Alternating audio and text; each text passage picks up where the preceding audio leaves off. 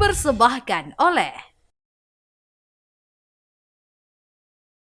Halo pemirsa, berjumpa lagi bersama saya Sima Perwira. Saya punya informasi yang menarik dan tentu saja menjadi perhatian bagi semua orang, semua masyarakat di Indonesia, bukan hanya di Jawa Timur begitu ya.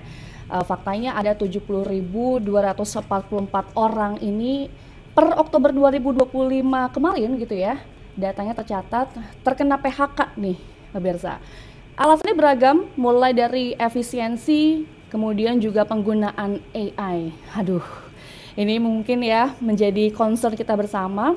Lagi-lagi penggunaan AI ini sama begitu ya dengan kehadiran digitalisasi seperti pisau bermata dua sebenarnya dibutuhkan oleh manusia. Tapi ternyata apakah Indonesia sendiri, terutama di Jawa Timur, sudah siap menghadapi kehadiran AI? Kalau misalkan kita harus bersiap-siap untuk mendulang keberhasilan di 2045 begitu ya. Harusnya memang AI itu dikenalkan sejak dini, sejak di masa sekolah pendidikan dasar begitu ya. Balik lagi, apakah sudah mumpuni SDM kita, kemudian pengetahuan para gurunya dan juga anak-anaknya, orang tuanya, apakah sudah merata antara pengetahuan AI itu di kota dan juga di desa.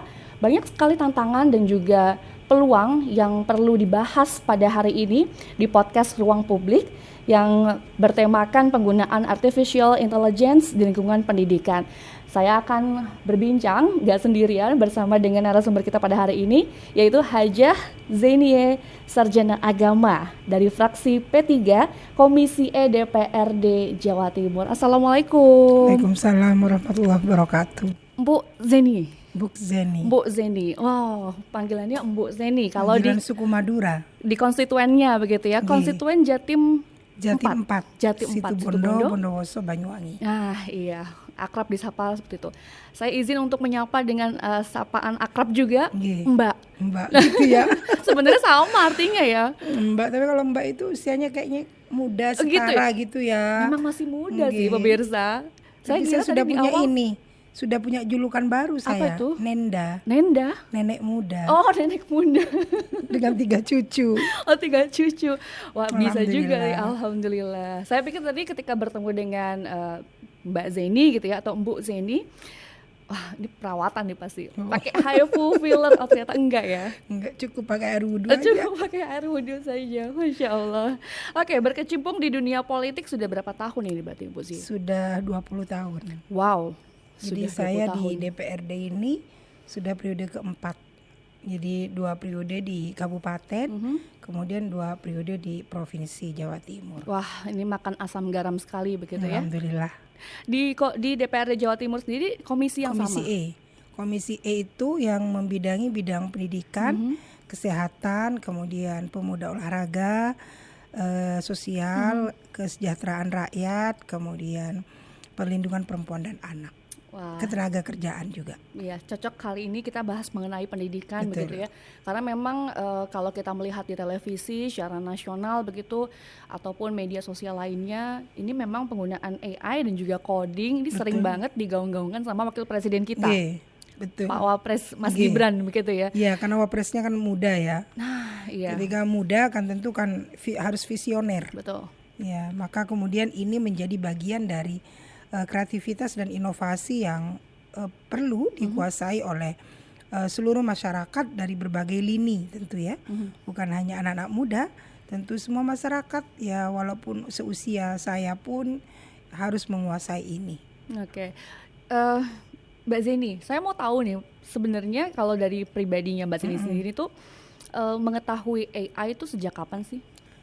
Ya, sejak 1 tahun yang lalu, 2 tahun yang lalu kita sudah sudah paham, walaupun tidak sangat rigid ya, tidak sangat detail dan rinci.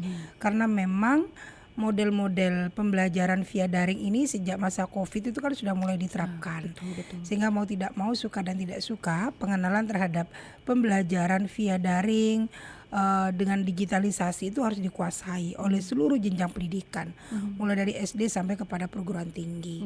Maka tentu EA ini juga menjadi bagian yang harus kita kuasai secara bersama-sama. Tapi ada satu hal mendasar yang perlu menjadi garis besar kita semua, harus dengan huruf kapital dan blok merah ya, bahwa EA ini adalah alat bantu. EA ini hanya sebagai alat untuk bisa membantu menjawab beberapa hal yang kita butuhkan sesuai dengan keinginan kita. Artinya jangan sampai kemudian kita yang didominasi oleh EA, tapi bagaimana EA yang bisa dikuasai oleh kita. Jadi apa yang ingin kita share, apa yang ingin kita perluas secara literasi, bisa kita tanyakan kepada EA. Tapi ingat, EA itu hanya sebuah mesin, tidak menggambarkan seluruh kebenaran secara 100%, itu tidak. Karena Artinya EA sah-sah itu aja, kan Bu, ya? EA itu kan sebenarnya perangkat lunak ya, perangkat lunak yang kemudian juga dibikin oleh otak manusia. Ya. Artinya tetap otak manusia yang berkuasa, seperti itu. EA tidak bisa menjawab secara hati nurani, itu ya. Jadi secara logika berpikir yang dibuat berdasarkan perangkat lunak yang kita bikin. Nah, tapi kita manusia dalam merumuskan masalah, di dalam membuat problem solving, tentu selain logika, di situ kan ada hati, ada pikiran yang berbicara, yang ini perlu dipadukan. Sehingga bagaimana kita ini hari ini sekali lagi menggunakan EA ini sebagai alat bantu, bukan satu-satunya sebagai problem solving dari seluruh masalah, termasuk di dalam satu-satunya dunia pembelajaran kita. Tetapi alat bantu dalam dunia pembelajaran kita agar kemudian proses pembelajaran itu bisa lebih efektif dan efisien, seperti itu. Artinya memang harus ada nilai-nilai nih yang harus dikuasai oleh guru, oleh siswa sebelum menggunakan EA ini. Oke, artinya sah-sah saja sebenarnya menggunakan AI Boleh. zaman sekarang. Karena jujur Bu, saya ini sendiri malu awalnya menggunakan AI karena mikirnya kayak wah otak saya tidak berkembang nih, nggak kreatif kalau saya menggunakan AI. Saya kadang-kadang menggunakan AI sambil sembunyi-sembunyi gitu Bu, sambil yang saya menggunakan AI di rumah begitu ya, tapi saya olah lagi gitu pertanyaannya, narasinya dan lain sebagainya. Input itu akan menentukan terhadap output kan, seperti itu. Maka hal yang harus ditanamkan kepada anak didik kita sebelum kita menggunakan EA, yang harus ditanamkan oleh guru, yang harus ditanamkan oleh orang tua. Pertama, bahwa EA ini adalah bantu. Yang kedua, EA ini adalah mesin yang kemudian ini bukan merupakan nilai kebenaran yang utuh. Itu yang kedua. Kemudian yang ketiga, sebelum kita menanyakan apapun ke EA, harus ada kemampuan berpikir kritis dari kita. Dari kita sebagai pengguna. Tetap harus kritis, karena input itu akan mempengaruhi output. Ketika input yang kita berikan kepada mesin ini salah, kepada perangkat lunak ini salah, maka tentu nanti outputnya akan salah. Seperti itu. Jadi penting ya merumuskan. Jadi kalau dulu ketika saya sekolah itu kan ada, pertama ketika ada problem solving itu kan harus ada analisa SWOT dulu, kemudian merumuskan masalah dulu, seperti itu ya, mengidentifikasi masalah, terstruktur begitu ya, lalu membuat alternatif solusi. Karena itu tetap kita yang membuat alternatif solusi. Lalu kemudian barulah tiap alternatif itu kita tanyakanlah kepada IE untuk mempertajam dan memperluas literasi kita, perspektif berpikir kita. Lalu kemudian apa yang akan kita pilih sebagai pilihan utama, itu tetap kita yang menentukan sesuai dengan fakta yang ada di lapangan. Karena EA itu tidak bisa membaca fakta di lapangan, kan betul, seperti itu. Tapi fenomena di lapangan, maslahat mafsadatnya, tingkat kebutuhan yang urgen atau tidak, tetap kita yang menentukan. Harusnya demikian begitu. Harusnya demikian. Tapi banyak banget. Nah, kalau melihat perspektifnya Ibu begitu ya, Ibu kan memang sudah punya ibarat kata karakter berpikir yang kuat begitu ya, dari pendidikan-pendidikan di masa lalu yang tidak ada AI, di mana ketika tidak ada AI artinya kita dituntut untuk berpikir secara kritis terstruktur begitu ya. Tapi kalau melihat anak-anak zaman sekarang, terutama yang generasi alpha begitu ya Bu ya, yang sudah ketika lahir sudah memegang gadget, handphone, artinya kan mereka tidak punya, menurut saya ya, menurut saya pribadi dan menurut sebagian rekan-rekan saya gitu, tidak punya karakter berpikir yang kuat. Nah, kemudian sudah dikasih AI. Itu menurut Ibu gimana caranya agar harus ada penanaman nilai. Harus ada penanaman nilai, penanaman karakter seperti itu, termasuk dasar-dasar tentang penggunaan AI ini harus dikuasai oleh anak-anak kita seperti itu, sehingga mereka tidak menjadikan AI ini sebagai dewa. Tetapi bagaimana IE ini adalah pengikut kita, imamnya tetap kita. IE ini hanya makmum lah, hanya pengikut seperti itu. Bisa benar, bisa salah. Bahkan Seperti itu. faktanya sekarang tuh teman-teman di luar sana generasi muda curhatnya sama AI. Iya, jadi putus pacar kadang saya punya pacar karakternya begini-begini, kira-kira seperti apa, lalu dia yang memberikan jawaban. Iya. Padahal kan tidak semua persoalan itu bisa digebiah uyah, walaupun persoalan sama, tapi bisa jadi kemudian sudut pandangnya juga berbeda-beda karena dari latar belakang yang berbeda seperti itu. Jadi sebenarnya menggunakan IE itu tidak sesederhana yang penting kita memasukkan kode ya, numerasi atau apapun lah namanya untuk kita pertanyakan. Tidak sesederhana itu. Ya memang kalau anak-anak kita mungkin akan instan seperti itu, tapi tentu kita sebagai orang tua, sebagai saya walaupun tidak sebagai guru, dulu saya memang pernah jadi guru seperti itu, tapi ada kewajiban untuk mendudukkan posisi IE itu pada posisinya seperti itu. Oke. Tadi kan Itu harus. Ibu bilang ibu sudah punya cucu, kemudian anak juga. Ini dari generasi ke generasi pada pegang gadget semua. Itu gimana Bu melihatnya Bu?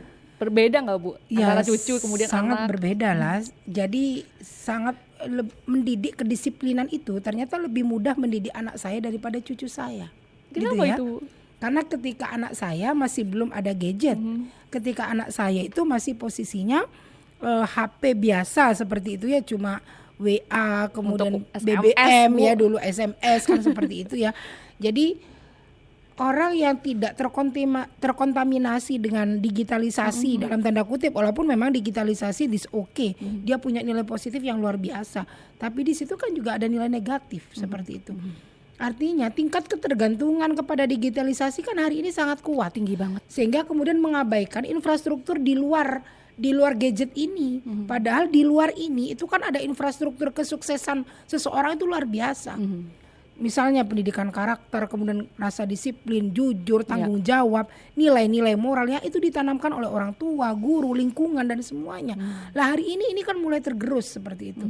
Jadi dulu ketika anak saya, kebetulan anak saya hanya satu, Mbak Nuril ini yang kebetulan hari ini juga sama dengan saya juga jadi anggota DPR di kabupaten di Situbondo. Jadi saya melatih disiplinnya tidak susah gitu ya. Ngatur jam makannya, ngatur jam belajarnya, kemudian memberikan contoh ketauladanan itu sangat mudah dulu. Karena cukup menjadikan saya sebagai seorang ibu ini sebagai role model.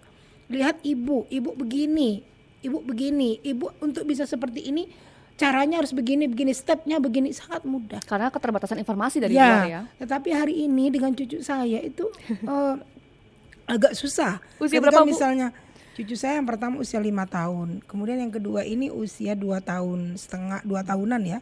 Kemudian yang ketiga ini usia 1 tahun. 1 tahun. Jadi ketika saya manggil cucu saya yang hari ini sudah sekolah PAUD itu, ketika dia asik menggunakan gadgetnya, kakak ini ada Nenda datang, dia nggak peduli.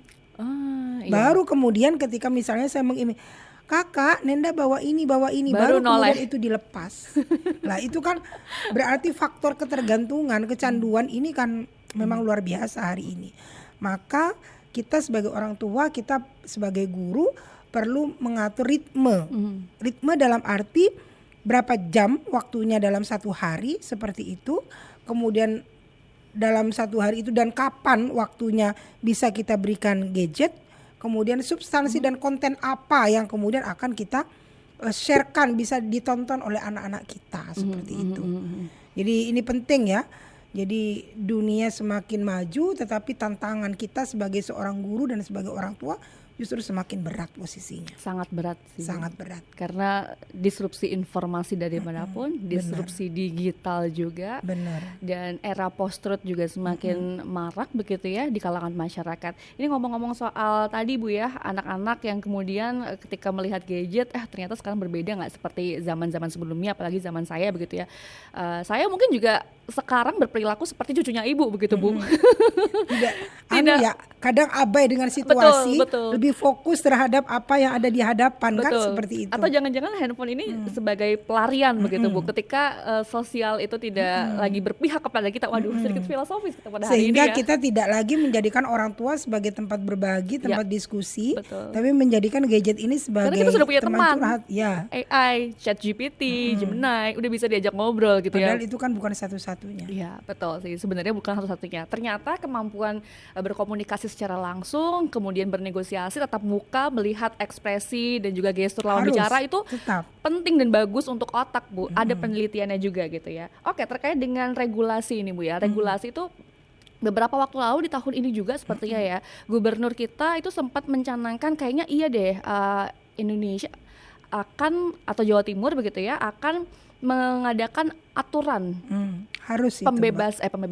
pembatasan SOP lah ya, pembatasan semacam penggunaan gadget begitu Bu bagi anak yang belum usianya, belum cukup umur begitu Bu. Ya, kami bersepakat dan sangat mendukung terhadap rencana kebijakan tersebut. Termasuk kami di Provinsi Jawa Timur, kita akan terus mendorong. Tapi sebenarnya sebelum peraturan daerah yang sifatnya skupnya itu provinsi, perlu ada aturan yang sangat rigid juga di tingkat pusat dalam bentuk undang-undang. Kenapa demikian? Karena undang-undang ini adalah regulasi yang paling tinggi yang kemudian nanti akan di breakdown secara kebijakan oleh pemerintah provinsi melalui peraturan daerahnya. Kemudian secara rinci pula berdasarkan kearifan lokal nanti akan di breakdown di tingkat kabupaten kota. Kenapa saya katakan penting regulasi soal AI, soal penggunaan gadget seperti itu ya? Karena hari ini kita paham soal akun saja. Hari ini satu orang bisa bikin akun yang banyak. Kemudian modelnya hari ini adalah tembak lari. Jadi ketika seseorang bikin akun lalu menyakiti orang, kemudian menyebarkan berita hoax dan segala macam, ya udah setelah informasi yang mereka inginkan itu tertransformasi ke semua lini melalui arus digitalisasi, mereka kemudian lepas, mereka pergi. Setelah itu bikin lagi akun baru, bikin informasi hoax baru lagi. Nah, kalau kondisinya terus seperti ini, sementara tidak ada regulasi yang memayungi itu, maka bagi mereka hacker-hacker dan mereka buzzer yang kemudian dia biasa bermain di ini untuk merusak moral bangsa ini, mereka akan mendapatkan peluang yang luar biasa. Sementara benteng moral di tingkat masyarakat belum benar-benar siap untuk itu. Maka tentu kami sangat mendukung itu urusan akun ya, urusan pembuatan akun. Yang kedua soal konten seperti itu ya. Konten-konten apa yang boleh, konten-konten apa yang tidak hari ini ya. Saya sering searching juga di Google, di manapun lah yang bisa kita lihat itu. Ya banyak juga, saya bebas kok mau mencari berita-berita atau cerita-cerita yang merusak moral bangsa, ya langsung dia ada. Artinya, tapi kalau saya ya namanya seorang ibu sudah punya filter. Lalu bagaimana dengan anak-anak kita yang dia masih belum punya benteng moral yang kuat, belum punya pendidikan karakter yang belum matang. bisa membedakan benar salah. Mereka masih pengen mencoba apa yang dirasakan, mereka ingin meniru apa yang dilihat, mereka ingin mencoba apa yang didengarkan seperti itu. Anak-anak kita kan hari ini seperti itu. Saya ikut merinding. Maka kemudian ini kan menjadi tantangan yang luar biasa dan menjadi ancaman, bukan tantangan, ancaman bagi karakter anak-anak bangsa. Maka urusan konten ini juga harus diatur ya. Kemudian yang berikutnya tentang pola penggunaan AI harus seperti apa yang harus disiapkan, perangkatnya bagaimana, kan seperti ini juga harus ya. Termasuk pemerataan ya, posisi pemerataan digitalisasi ini dari hulu ke hilir ini bagaimana bisa rata. Hari ini kita setuju bahwa ada digitalisasi, pembelajaran sudah berbasis teknologi semuanya, tapi itu kan terjadinya di kota-kota. Lalu bagaimana dengan di desa-desa? Desa yang kemudian di situ sinyal aja kadang susah. Betul. Sinyal susah, apalagi kemudian pada perangkatnya. Internetnya aja susah, apalagi beli perangkatnya lebih susah lagi. Karena kondisi sekolah di desa-desa itu masih sangat buruk seperti itu. Jangankan untuk beli laptop segala macam ya, atau perangkat lunak lainnya. Mereka bisa bersekolah dengan nyaman aja. Mereka punya mebeler, kemudian atapnya tidak bocor. Itu sudah langkah yang luar biasa. Kan begitu akses jalan juga iya. Benar. Jadi gap pendidikannya luar biasa seperti itu. Sehingga jangan sampai penggunaan AI ini justru membuat gap kualitas pendidikan itu semakin jauh antara kualitas anak-anak di kota dengan kualitas anak-anak yang mereka juga punya hak pendidikan yang sama, mereka yang ada di pelosok desa. Lah begini-begini yang harus difikirkan kan. Tidak sesederhana sekarang berbasis AI. Iyalah kalau kayak model-model saya, Mbak dan yang lainnya yang hidup di kota, kita nggak ada kesulitan akses itu. Tapi ketika di desa sangat susah, Mbak. Ya. Sinyal susah, apalagi perangkatnya juga susah pengadaannya. Mereka bisa sekolah di tempat yang nyaman aja sudah bersyukur luar biasa. Oke. Tidak bocor ketika hujan, mereka sudah luar biasa.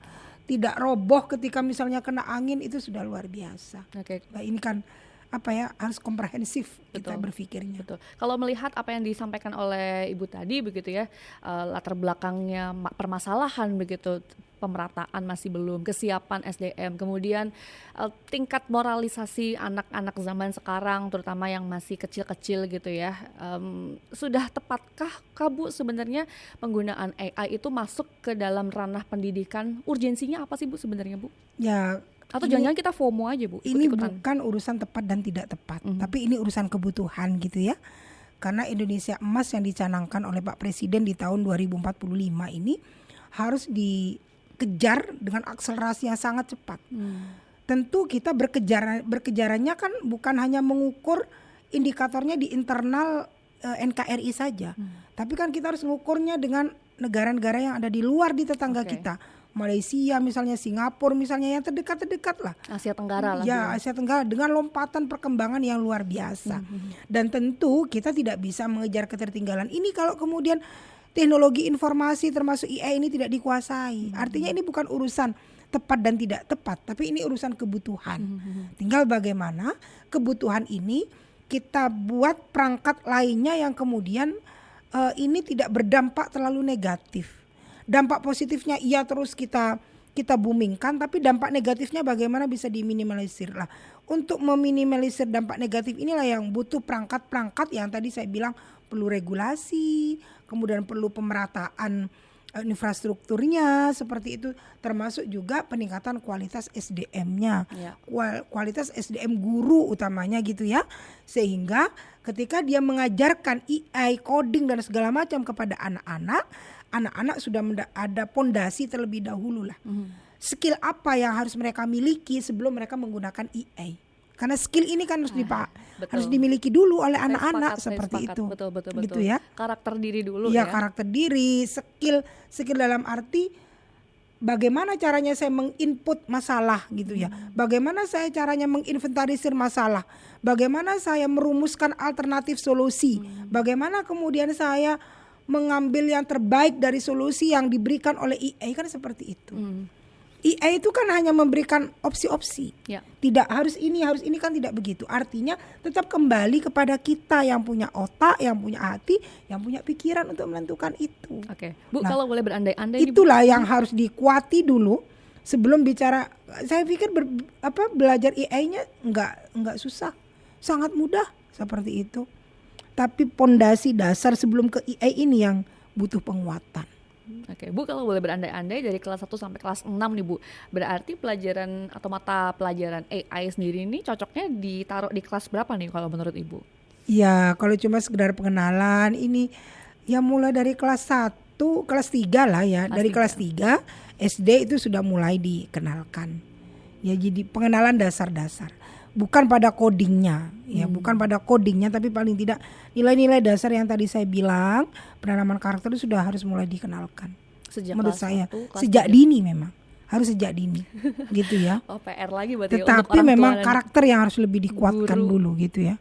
Karakter yang harus dikuatkan, karena hari ini saya sering sampaikan di mana-mana ketika saya turun ke masyarakat, hari ini kita sedang krisis, bukan krisis keuangan, tapi krisis keteladanan. Krisis keteladanan guru, krisis keteladanan orang tua, nah itu. Karena pengaruh apa? Karena pengaruh digitalisasi dan kita belum siap untuk itu. Sehingga kita itu latah, gurunya latah, kemudian orang tuanya juga latah. Hari ini kan seperti itu. Coba kita lihat ketika di banyak kita lihat di TikTok itu ada guru-guru cantik pakai baju keki, saya suka. Tetapi andaikan yang dieksplor itu adalah tentang kualitas cara mereka mengajar, cara mereka mengasihi anak-anak, cara mereka mendidik anak-anak, this okay. Itu bisa di-share dan bisa dijadikan pengetahuan buat orang yang belum paham itu.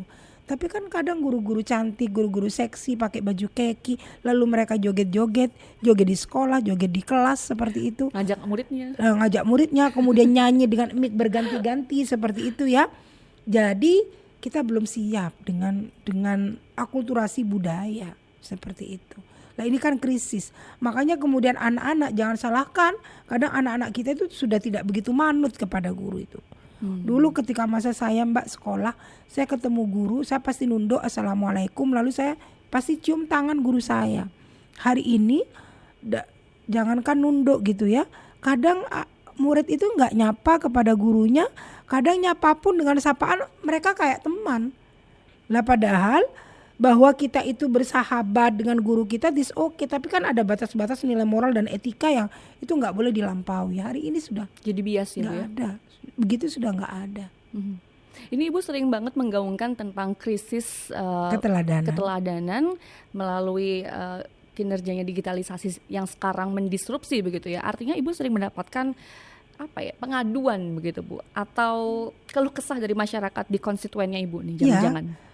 Contoh soal kekerasan dalam rumah tangga, kekerasan di dunia pendidikan, kemudian kekerasan di tempat kerja dan segala macam. Kan rata-rata kekerasan terjadi itu karena pengaruh digitalisasi toh, karena mereka meniru apa yang mereka lihat seperti itu. Apa yang mereka lihat ingin dicoba, apa yang mereka dengar ingin dirasakan, kan seperti itu. Rata-rata seperti itu. Walaupun itu bukan satu-satunya alasan ya. Kadang ada faktor ekonomi juga, memang dari faktor karakter juga seperti itu. Tetapi itu juga menjadi bagian. Baik, kalau di DPRD Jawa Timur sendiri seperti apa Bu terkait dengan regulasi ini? Balik lagi ke regulasi begitu ya. Karena kan di Indonesia sendiri ini emang belum punya regulasi spesifik terkait dengan AI. Masih tunduk dan juga patuh pada Undang-Undang ITE dan juga Undang-Undang Perlindungan Data Pribadi serta panduan etika sukarela yang dikeluarkan Kementerian Komdigi. Ya sebenarnya kita berharap ini undang-undang dulu yang hadir, kemudian setelah itu baru secara rigid itu adalah peraturan daerah. Tapi ketika situasinya itu kita kan tidak bisa menunggu ya.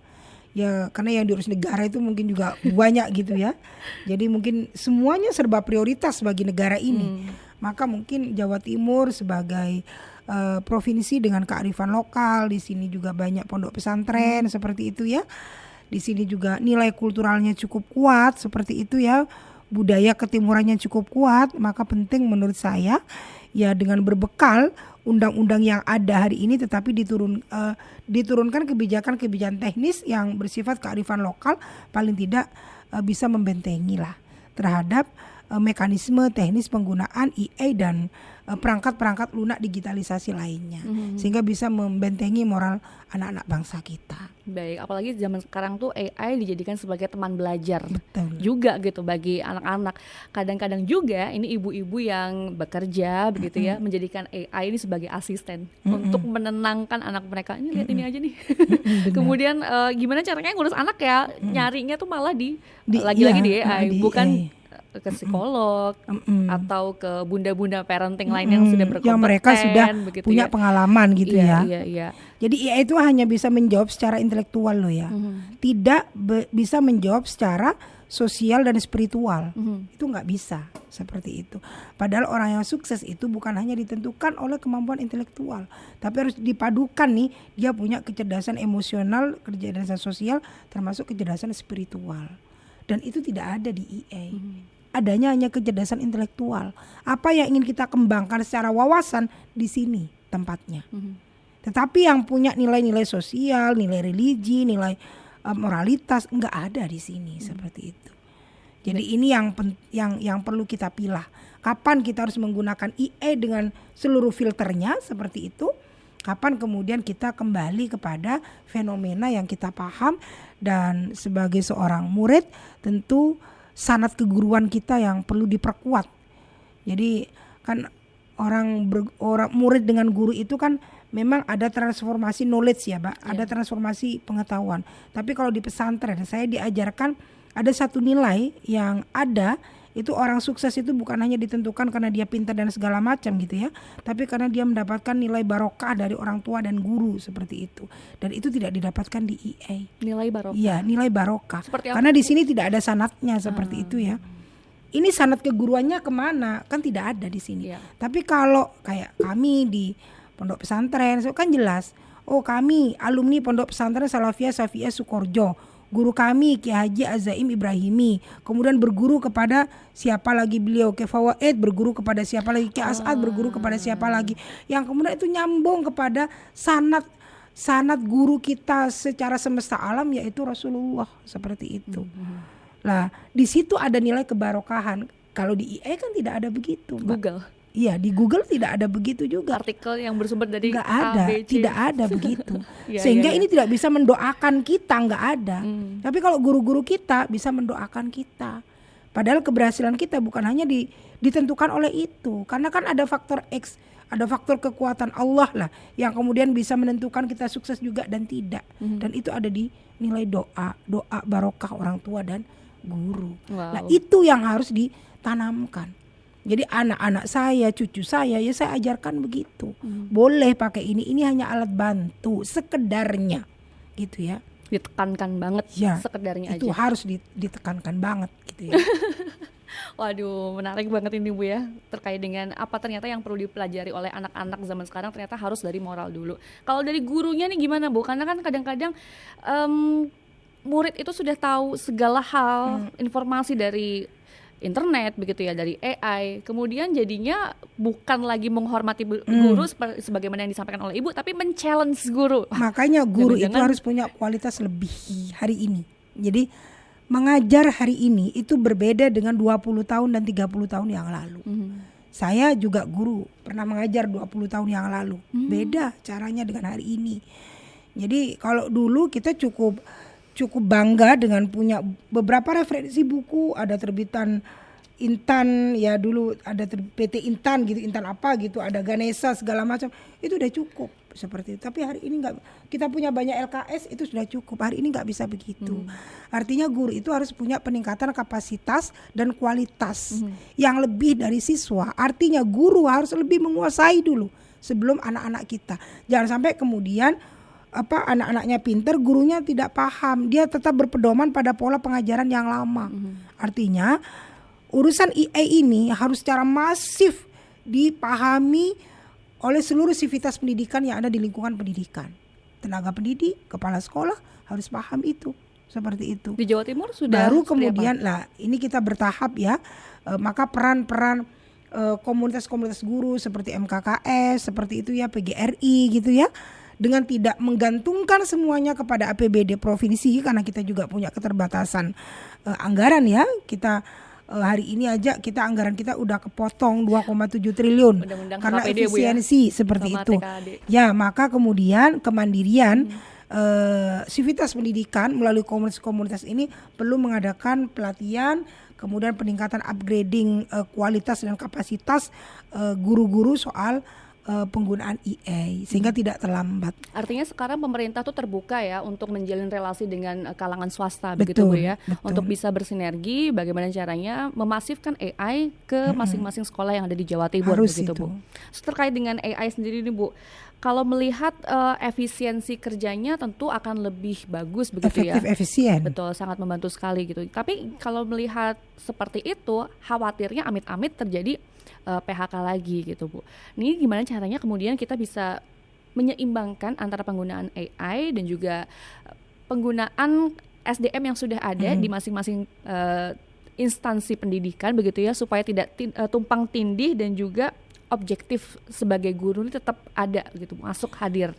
Ya, makanya kemudian hari ini perlu ada skill tambahan yang diajarkan di sekolah-sekolah. Jadi selain memang mata pelajaran dengan berbasis kurikulum sesuai dengan standarisasi kelas yang memang sudah ditentukan dari kurikulum nasional itu, menurut saya hari ini juga perlu ada tambahan mata pelajaran entrepreneurship gitu ya. Entrepreneurship. Soal wawasan kewirausahaan.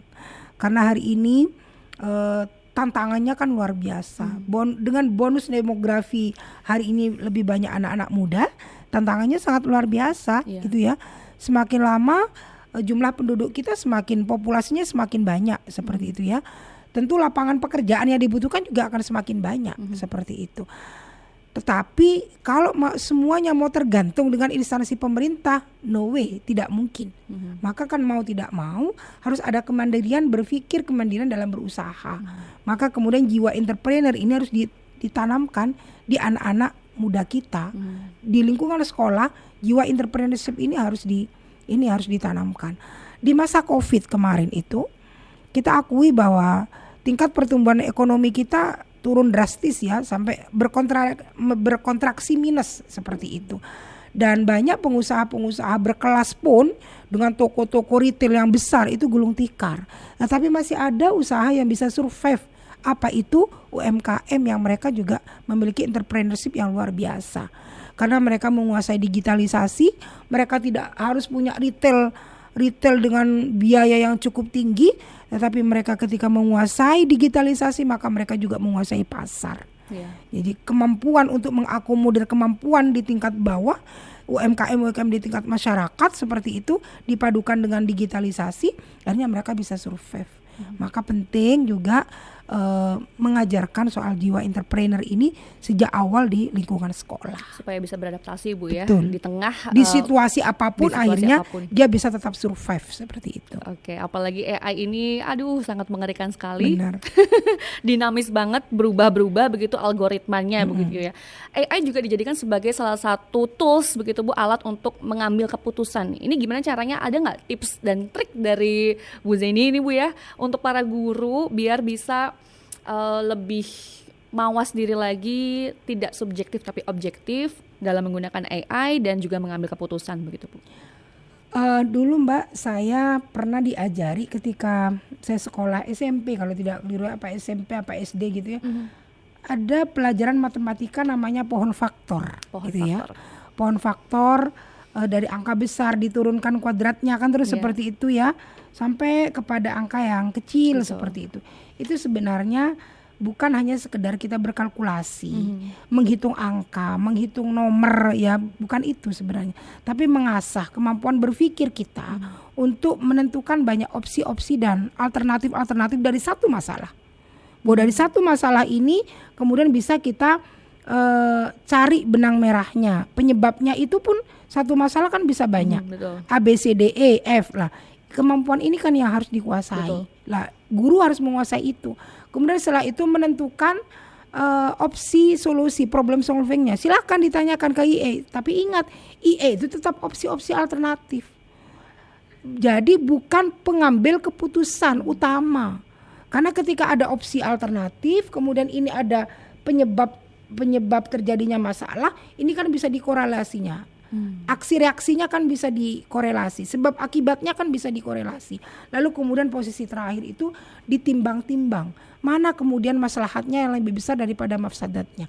Makanya itulah yang kemudian saya bilang dibutuhkan kemampuan berpikir secara kritis untuk bisa mengambil keputusan dari penggunaan IA ini. Karena kalau enggak, kita bisa salah mengambil keputusan juga. Karena yang dipentingkan itu adalah sesuatu yang menguntungkan diri kita, gitu kan, bukan menguntungkan kepentingan yang lebih banyak. Betul. Nah, makanya kemudian dasar-dasar pengambilan keputusan, cara melakukan problem solving ini kan juga perlu dipahamkan lah oleh guru kepada murid. Tapi ingat, gurunya harus lebih paham dulu. Nah itu. Seperti itu. Nggak mau ini ya, berhenti belajar lah. Betul. Terakhir Bu, terkait dengan penggunaan AI di lingkup pendidikan, apa yang Ibu harapkan dan pesan-pesan apa yang ingin Ibu sampaikan, terutama ke konstituennya Ibu begitu ya, terhadap guru, orang tua dan juga murid-muridnya. Ya.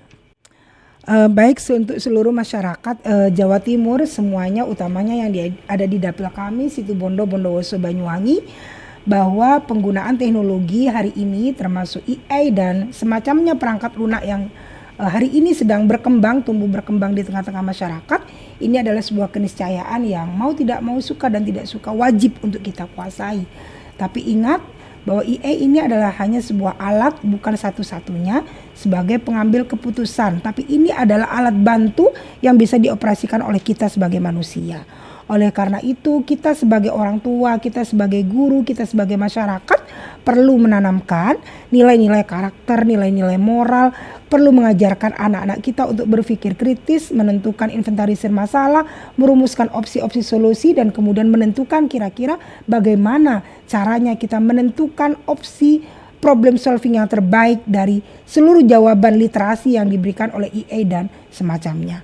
Oleh karena itu ini butuh kerja keras yang luar biasa, dan untuk anak-anak, para siswa, jangan menjadikan EA ini sebagai satu-satunya dewa penolong dalam seluruh kehidupan di lini kalian seperti itu, tapi EA ini adalah alat bantu untuk membuat kalian bisa belajar secara lebih efektif, lebih efisien, lebih cepat, dan lebih responsif dalam menanggapi masalah.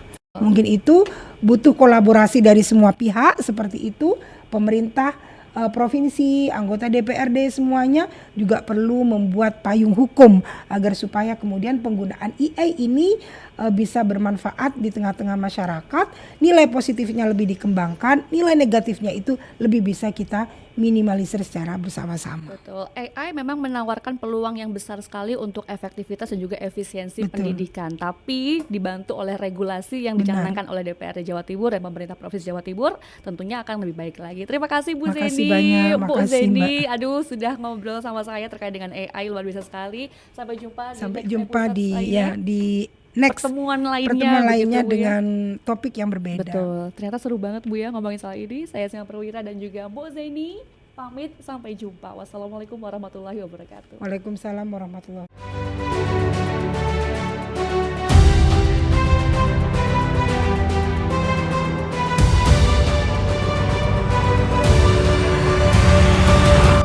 Acara ini dipersembahkan oleh